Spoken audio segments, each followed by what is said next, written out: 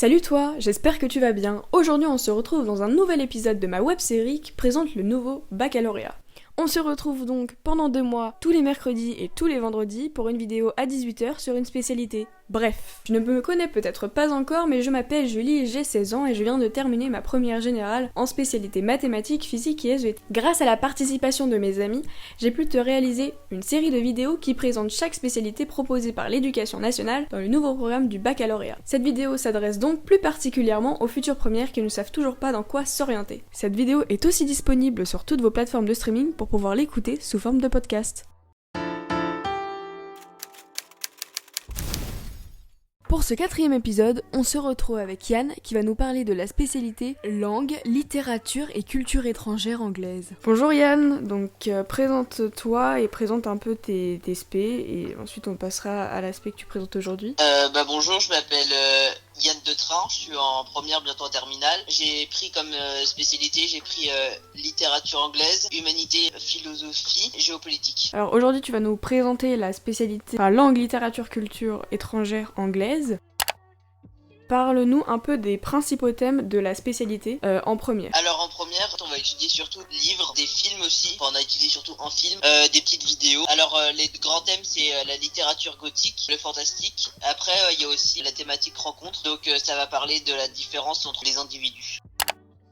Sur le déroulement des cours cette année, donc comme toutes les spécialités, c'était 4 heures. Ouais. Je sais que c'était pas 2 heures, c'était un peu réparti. Alors on avait cours le lundi de 9h à 10h. Donc en fait on étudiait, on faisait de la théorie surtout. Le jeudi on était en demi-groupe, donc il y avait un groupe qui faisait 8h ou 9h et un autre groupe qui faisait 9h 10h. Et en fait on en alternait en janvier. Là on avait par exemple, on écrivait des petites rédactions de 300 mots, je me rappelle. C'était un peu chiant. On faisait des rédactions de 300 mots. Après le vendredi, 13h à 15h, on faisait comme le lundi de la théorie, donc on écrivait. Le niveau attendu en anglais est plus élevé, je me doute, que celui en littérature espagnole. Alors franchement, moi je suis une cruche en anglais et en littérature anglaise, au départ j'étais vraiment perdu. Mais en fait, si t'es nul, en littérature, en anglais, en fait tu peux réussir parce que en fait ça te fait que évoluer. Par exemple, on a dû étudier un roman et le roman je crois qu'il fait 300 pages et il est qu'en anglais et moi j'avais jamais lu de roman en anglais de ma vie. En fait, le lire ça m'a quand même aidé un peu à évoluer et en fait ça m'a même donné envie de lire de l'anglais. Et en fait on peut réussir, mais en fait il faut le vouloir aussi. Et du coup, les devoirs, est-ce que vous avez par exemple des rédactions ou des études de documents à faire pour le lendemain? Franchement, c'est très varié parce qu'en fait, les rédactions, on les faisait en cours.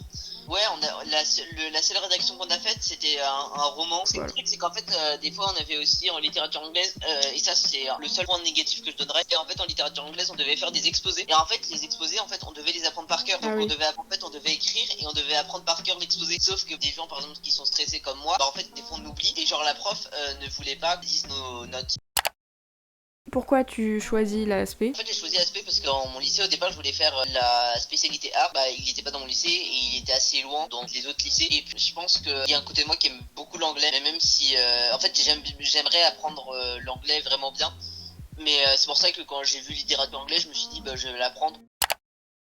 Est-ce que tu la conseilles et à qui tu la conseilles? À toutes les personnes qui veulent progresser en anglais, parce que ça donne une sorte de goût à la lecture en anglaise en fait. Parce que vraiment moi en seconde j'aimais bien l'anglais. En fait les cours en littérature anglaise sont différents des cours d'anglais parce qu'en fait en cours d'anglais on lit des documents, alors que là en littérature anglaise par exemple on a lu un livre. Mais après il faut aussi aimer la littérature parce que si tu n'es pas la littérature ni l'anglais, franchement c'est pas pour toi quoi.